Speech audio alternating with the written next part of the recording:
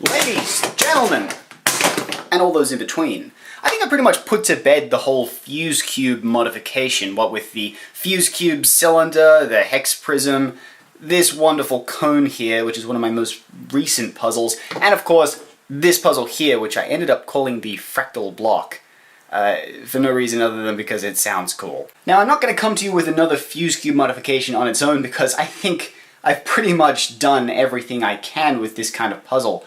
Of course I haven't, there's so many different variations on this design, I could probably do it for the rest of my life, but I'm not gonna make this the fuse cube channel. There are a lot of other modifications out there that I want to try. But one of the reasons that I've never really truly been able to expand on this kind of design is the fact that I can only ever use 2 puzzles at a time. 3 puzzles doesn't work because the center puzzle doesn't actually turn, and doing 3 or 4 only compounds the issue. You only ever get 2 functional puzzles out of a fuse cube modification.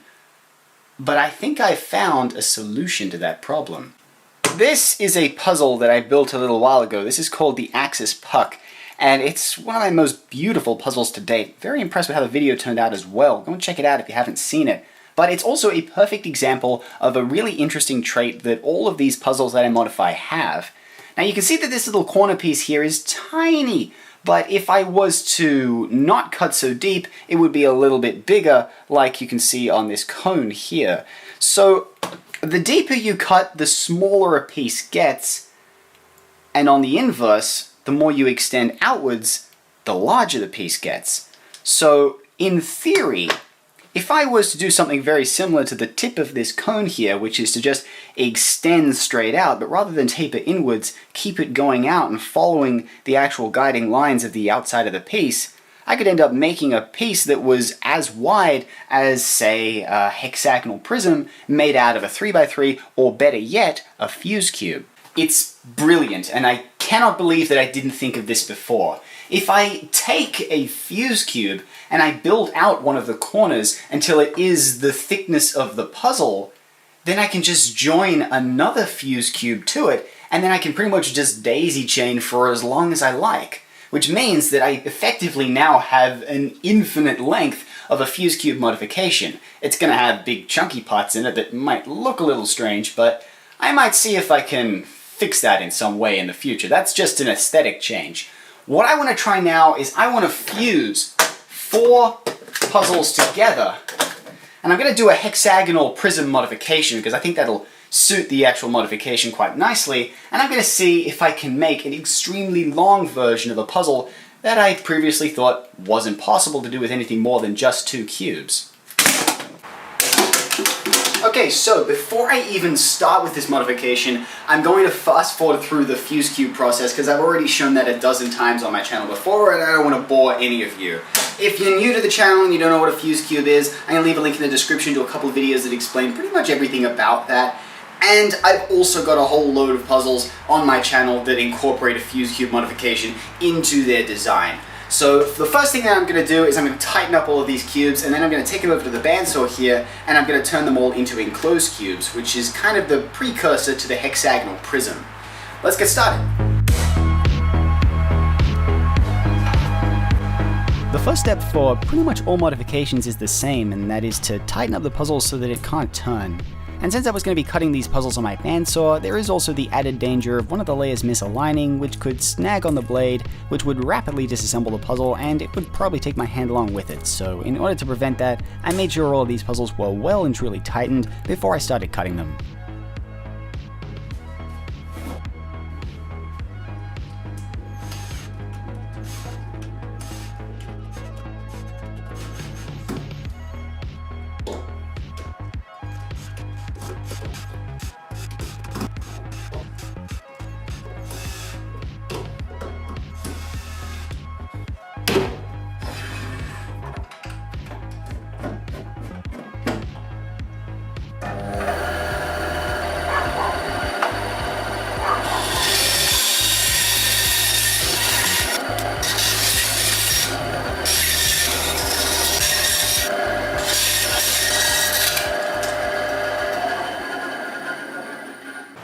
I fast forwarded a little bit. I just wanted to finish the fuse cube part of the modification and jump the gun a little bit I got this guy, which is a toaster oven. I've been searching for ages to find one that goes below 100 degrees Celsius.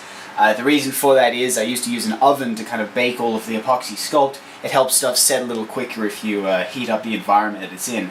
But most ovens only really go down to about 100 degrees, which is just about the melting point of ABS, which I don't want to go that high. So I finally found a toaster oven that actually goes to 60 degrees, and I tried it out with these pieces, but their 60 degrees and my 60 degrees are a little different, and I seem to have damaged some things. So I'm just going to replace a couple centerpieces and then crack on with this build. Luckily, rectifying my hubris isn't exactly an expensive venture. I have so many of these spare cubes, I could feed Africa. If African people ate cubes. Whatever. All I need to do is reassemble these cores. All of the springs are fine, so I can keep those and use them another day. Da-da-da-da! That is one. That is two. Both of the... I suppose these would be elongated enclosed cubes because they don't have the top bits modified. That is both of the puzzles done. I'm going to be treating them as separate puzzles for now.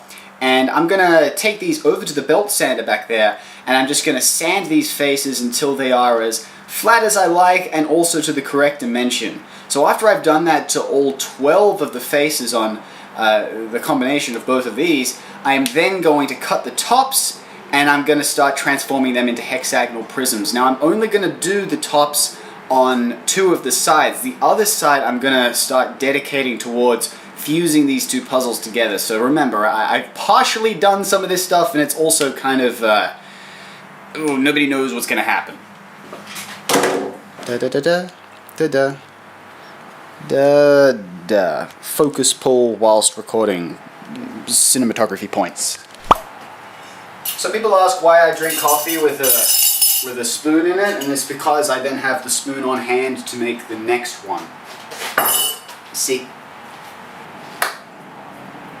Why did I set up focus here? I'm going to be using the belt sander.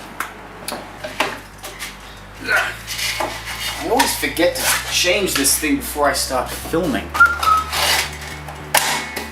Okie dokie, daddy, choke me!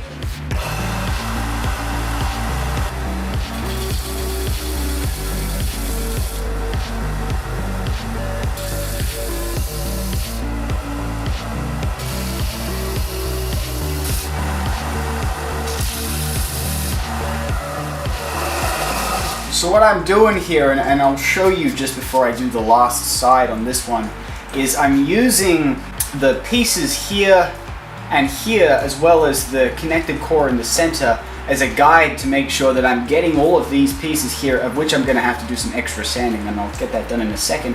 It's using those pieces as a guide to make sure everything is at the same depth. Because I know that this edge here, these edges on the inside here, and this edge here are all following the same plane. So that's what I'm looking for.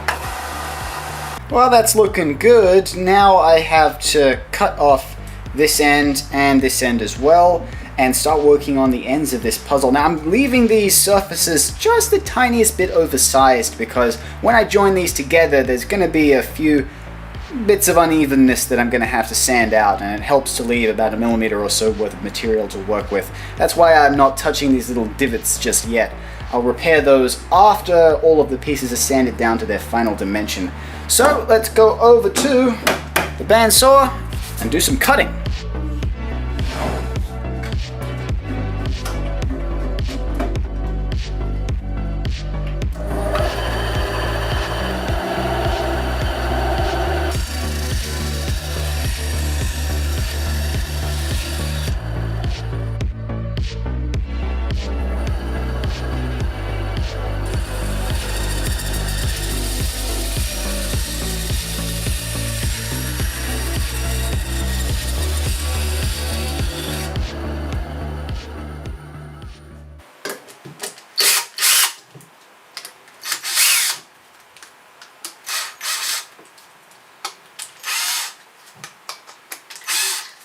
I'm just loosening up these puzzles so that I can turn them and make sure that everything is moving correctly before I go to extend everything. I just want to make sure that I haven't damaged something that I didn't realize I would have damaged. When you sand these puzzles back, you end up flicking up and melting bits of plastic, and sometimes they can snag and jar one another. I have glued these pieces together though, so I'm not going to be able to get a full turn in. I just need to make sure that everything slides past one another, which it seems to be doing just fine. And over on this side, yeah, we still have the full range of movement, which is what I expected. Ooh, there we go. Alright, that's 1, 2, and of course these pieces here seem to be still kind of free as well. Alright, so let's start by disassembling this puzzle and splitting it into the pieces that need to be filled and those that need to be extended. I suppose filled and extended, probably not the words I should be using. More like the ones that are going to be modified regularly and those that are going to be joined together. In fact, I might not even disassemble this half. Yeah, I might leave this half as it is because this is where all of the joining and the weird stuff is going to happen, and I already know what I'm doing with these pieces. Okay, so these are all of the pieces that are pretty much no different to the regular hexagonal prism. What I'm going to do is I'm just going to sort out all of the pieces that I already have filled, so of course I don't need to do anything more to those. And then once I have all the pieces left, I'm just going to sort them out into pieces that need to be filled and extended like these, and then pieces that probably just need to be filled like this piece here. And I'm also going to need to extend these center caps, and I'm going to need 6 of those. Probably not going to need to touch the rest of these, so I'll move them aside. And these 2 center pieces, well, I'll move these over here with the other modified pieces, because I'm not going to need to touch any of that. Before I started extending any of the pieces, I still had to peel off all of the stickers, and I used a blade to do that. I used a sanding block to roughen all of the surfaces on each of the pieces, that way the epoxy sculpt would have something better to stick to.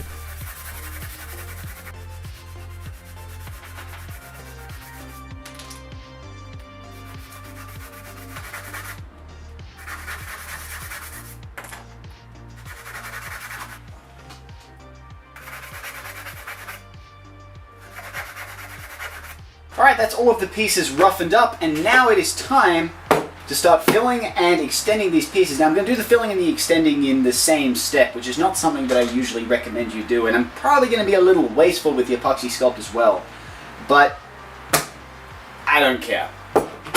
For all of the pieces that didn't need any extending, this was now a perfect opportunity to just stuff them all full of some epoxy sculpt.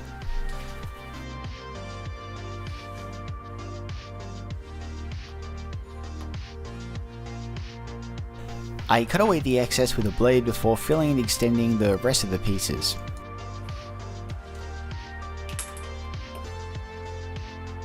Now with all these areas extended and cured, it was time to sand down the outside parts of the puzzle pieces, that way I could reassemble it. I did this by sanding down the pieces on the edge of my belt sander, which was pretty handy at getting all of those hard to reach areas.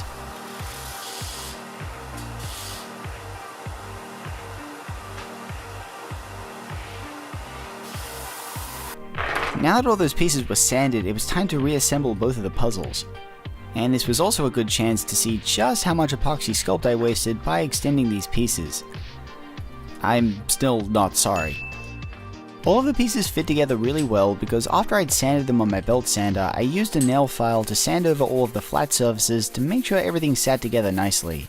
I didn't bother rounding over the corners or anything though, because I wouldn't really need to focus on that until I was rounding over the pieces later on. That being said, I will say that you really want to make sure the pieces are sitting correctly before you start sanding the puzzle as one big unit.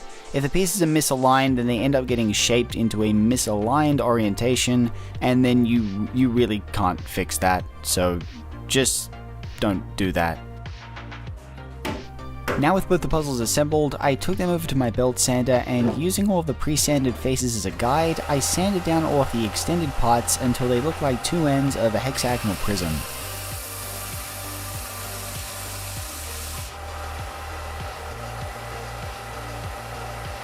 Alright, so that's one puzzle sanded up, and as you can see, it's looking pretty hexagonal, prism-ish. You've got the plastic from the inside of the pieces here, which I also like to use as a guide to make sure all of the pieces are uniform, and that's worked out very well. So I'm going to do the same thing to the other side, and I'm going to figure out how I'm going to join these pieces together. Now, after I've joined them together, that's when I'm going to focus on sanding everything here and here all down to make it all uniform and nice. That's why there are still some little divots and a couple discrepancies here and there.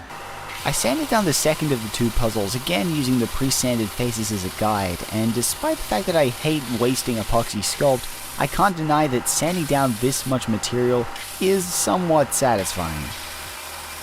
Alright, so that is both of the puzzles sanded at their end here. You can see you've got the nice hexagonal prism pattern, and you've also got the internal plastic structure of the original pieces, which I think is kind of cool. Now it's time to join these two puzzles together, and I want to do it in such a way as to preserve the direction of the pattern on the outside. So if you kind of see how this is against the grain, because I've got pieces going up this way and then up that way, but if I rotate it by 60 degrees, then I'm going to have a pattern that continues all the way throughout, which is what I'm looking for. So I think the best way to go about joining these two puzzles together for now, because they're separate and everything's built in free space, I might ball up a small piece of epoxy sculpt, stick it on the end here, and then I'll press these two together and I'll just sit them until it cures. Once it's cured, then I should be able to pick it up as one block and figure out how this is all gonna work. When I got the puzzles back inside, I figured the best way of joining the two corners together was to use my superglue and baking soda method. The reason I was using this above epoxy sculpt is because it dries on contact, and after I had a secure bond between the pieces, no matter how weak it was, I could then wrap around some epoxy sculpt and further strengthen that bond. So I used the superglue and baking soda, and I very carefully disassembled the two puzzles to pull out the corner, and then I wrapped some epoxy sculpt around that to further strengthen it. My plan for joining the two puzzles together involved quite a few pieces that I would need to extend, so I pulled out all the pieces that I would need to modify before continuing. These pieces would be extended in a very similar manner to the pieces on the ends of the puzzle, but they wouldn't be sanded down as much. Okay, so now I have all of the pieces that I have to finally modify. I've finished the two ends, I've got the nice hexagonal shape here, it's all looking sweet. All of these pieces are modified and I don't need to touch any of that stuff. I just have these pieces here to finish off. Now, I've got these two pieces connected here. I started with some baking soda and super glue because that's pretty much dry on contact, and after I got those two pieces very lightly stuck together, I carefully disassembled everything so that I could then fit some epoxy sculpt around here, and I've kind of got it cured up now so that everything's nice and stable and I can build off this. And I have checked, these pieces are perfectly aligned, so everything's looking sweet there. These pieces, on the other hand, I'm not so sure about what I'm going to do with them. I think I'm just going to extend as far out as I think is sensible, and then after I reassemble everything, as I usually do, that will be the point where I sand everything down into its final shape. So for now, I'm just going to extend these pieces out quite wastefully, much like I did for the ends of these two, and then finish up this build, because it's been like 3 weeks now. So let's get to it. Before I could properly extend all of the pieces, I directed the majority of my attention to this thing. After I had piled on the epoxy sculpt around the two corner pieces, I took it over to my belt sander and I started sanding down all of the faces, trying to get it into as perfect a cube as possible. The alignment of these two corners was, at least in theory, really important, so I was trying to make it as perfectly cubic as possible, whilst also making sure that everything was properly aligned. Apart from the corner piece, the extending of these pieces was pretty much identical to the pieces that I extended beforehand, so I didn't even bother filming it. And that is 1/2 assembled. Not the best looking extension job, I know. I'm gonna have to repair some of these pieces, and I've been really awfully wasteful with the epoxy sculpt. If you imagine, the other half is gonna be kinda somewhere around here. So, one hell of a long boy, but it's working. It's finally working. I have made a bit of an oopsie though. As you can see here, I've got kind of the lip on some of these pieces. I was a little too trigger happy with the epoxy sculpt, so I'm not going to be able to put the other one on because that's going to be a coincidence. So I'm going to have to sand those bits down, and I'll probably just do that over on the belt sander. That won't be too difficult. And then I can start putting the other one on, and I can finally start sanding this whole area off. You can really see up against this plane here just how much of this material is going to get turned into epoxy sculpt dust. So quite wasteful, and that's all my fault, but hey, it works. So let's take this over to the belt sander and start sanding these little bits down. I'm using some tape here just to make sure that I don't hurt these areas that I've already sanded down. I worked so hard on that piece that I really don't want to damage it by sanding into those surfaces. This isn't going to protect it or anything, it's just going to serve as an indicator of if I am sanding it. I don't do this very often, but this is a perfect example of a good time to do it. After I taped everything up, I very carefully sanded down those lips on the pieces, and after that was all done, it was time to reassemble the puzzle.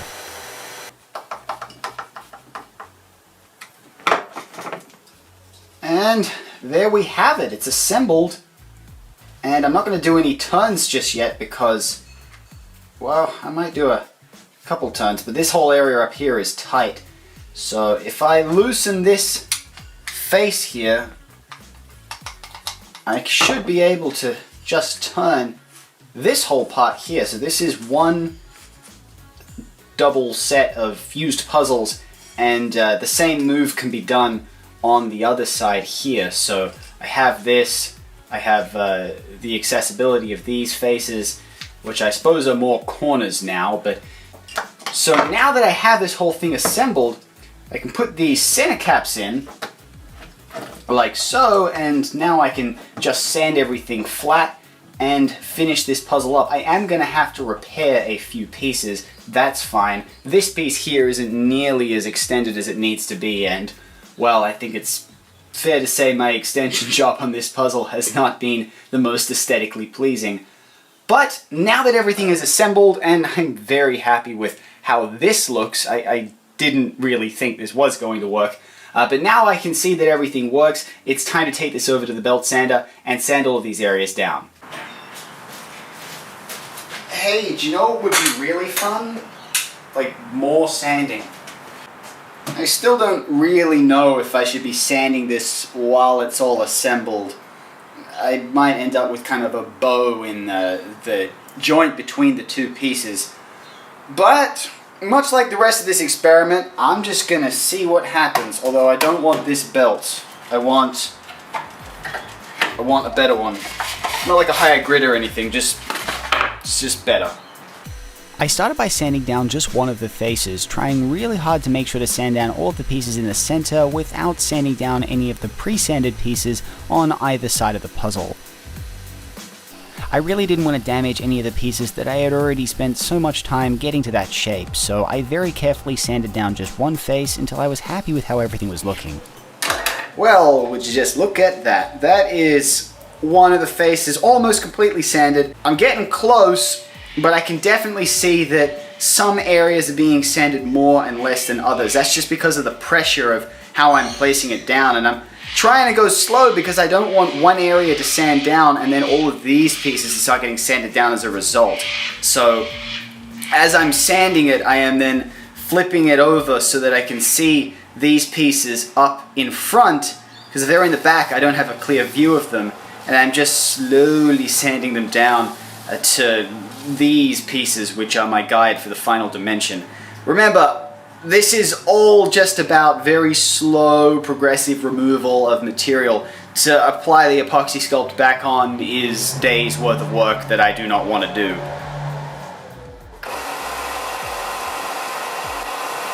There's barely any light in here, so I have to use a really wide aperture, which means an awful focal field.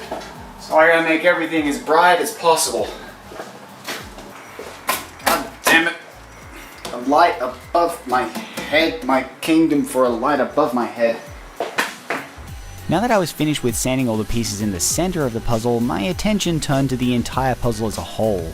I can now focus on sanding down all of those outer pieces, and so I started by very carefully sanding down all of the faces and slowly working the puzzle into a shape where everything was uniform and symmetrical.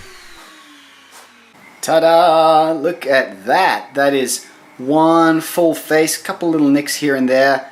Another one. That looks incredible. There are some divots here and there and a little bit of unevenness between some of the pieces. You can really see the shoddiness of my build quality here, but that looks so much better than I initially expected.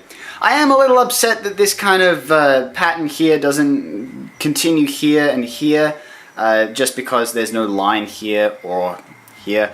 So I might do something with stickers, or I might leave it in. I'll have to decide. But this build is already running over time, so now it's time to disassemble this puzzle and start rounding off all of these pieces individually, which is also my favorite part of the build.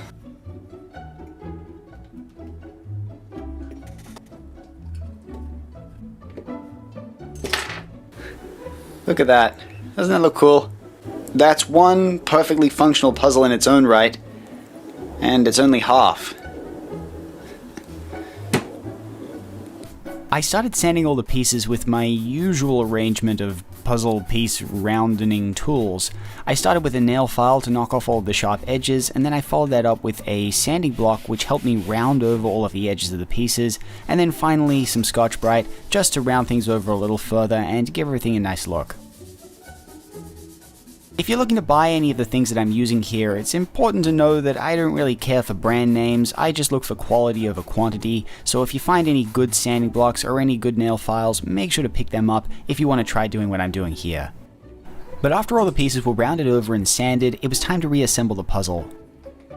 And after everything was reassembled, here it is, the puzzle is finally done. Apart from the stickers, that is. Ta-da! So this is the puzzle assembled now that I've sanded all of the pieces. Took a little longer than expected, but that's just because I was really trying to make sure that all of these pieces look the part, and I'm very happy with how everything's turned out so far. But before I start stickering everything up like I'm about to, I wanted to show you guys the functionality of the puzzle first. So we've got 4 Rubik's Cube mechanisms in here. You can see we've got one that turns here with these corner pieces, and then a little further down we have this one that turns here, here, and here. And then you have the same thing on the other end, 1, 2, and 3, and then of course these corner pieces that turn here. So that's all 4 of the cubes that are inside, which is 2 more than what I expected a fuse cube could take. So I think this is pretty cool, and it's also a pretty good example of now some new puzzles that I can build. But that's all for the future. Now it is time to sticker this puzzle up and call this puzzle done.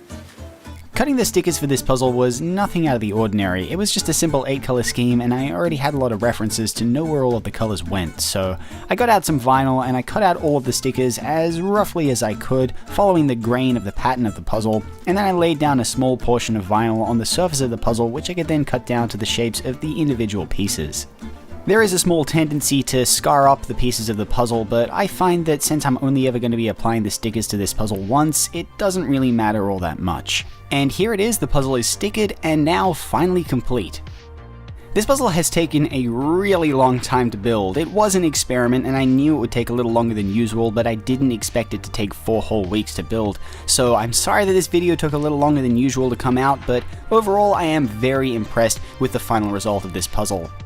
The color scheme, first of all, is fantastic. I love the hexagonal prism color scheme. It really goes well with my extra large hexagonal prism, as well as all of the other hexagonal prisms that I've built before. Another cool and interesting thing about this puzzle is the slight offset and turns that I can make, which gives it this very interesting curved shape. Somebody said it kind of looked like a snake on Instagram, so I thought that was kind of cool. But regardless, I just think that overall this is a new kind of puzzle design, and the hexagonal prism part is really just the shape that I decided to build out of it. The whole point of this puzzle was the experiment, and the experiment was a success. I was able to make 4 puzzles into a fuse cube, whereas before I thought it was only possible to do it with 2 at the most.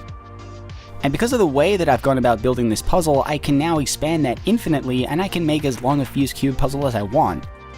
But anyways, as I said before, I'm really happy with how this puzzle turned out, and not only am I happy with how it looks, I'm also happy with how it turns. This puzzle turns very freely and very smoothly, and even the joint on the inside of the puzzle doesn't catch that much at all, apart from some small lips that are caused by the misalignment of a few pieces, and just overall, I'm very happy with the entire outcome of this puzzle. Before I finish this video up, I figure I might just take a moment to reflect a little on what I've done here. Although the hexagonal prism puzzle is cool, it's not the reason for this build. I just wanted something to build out of a particular experiment, and now I've effectively created a kind of puzzle mechanism that can be expanded infinitely, so this basically means that I have no limit in how long I can chain puzzles together like this, and that goes for you as well.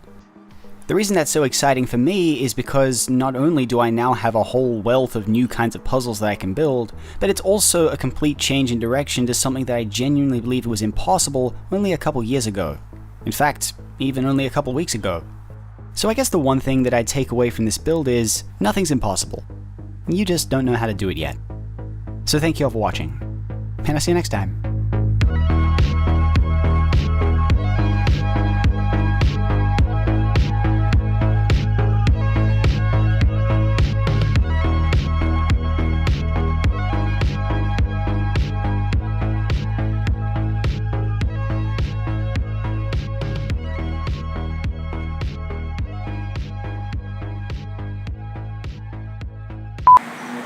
I'll be damned.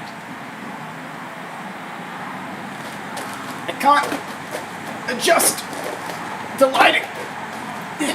Okay, so just one thing at the end of this video that I wanted to mention, seeing as how it took me an entire month to build this puzzle, which was a hell of a lot longer than I expected it would, I wanted to let you guys know about my Patreon account. Now, I don't talk about Patreon at all. In fact, the last time I mentioned it on the channel was about a year ago. But if you guys like my work, and if you feel like it deserves it, you can support me directly at Patreon. I'm going to leave a link in the description and one on screen now so that you can go and find my Patreon account. Now, I will never produce content paid. I will always allow my stuff to be available for free, but if I manage to get enough people on Patreon, I might consider starting to produce some stuff as early content. I haven't had enough people on Patreon to justify that yet, but I just want to let you guys know that that exists if you feel like supporting the channel. Remember, this channel is completely self-funded, and it's only through YouTube and Patreon that I actually earn enough money to keep this channel rolling, and also to keep me fed too. So I just wanted to let you guys know that that exists, and I won't talk about it for another year. Thank you all for watching, and I'll see you next time.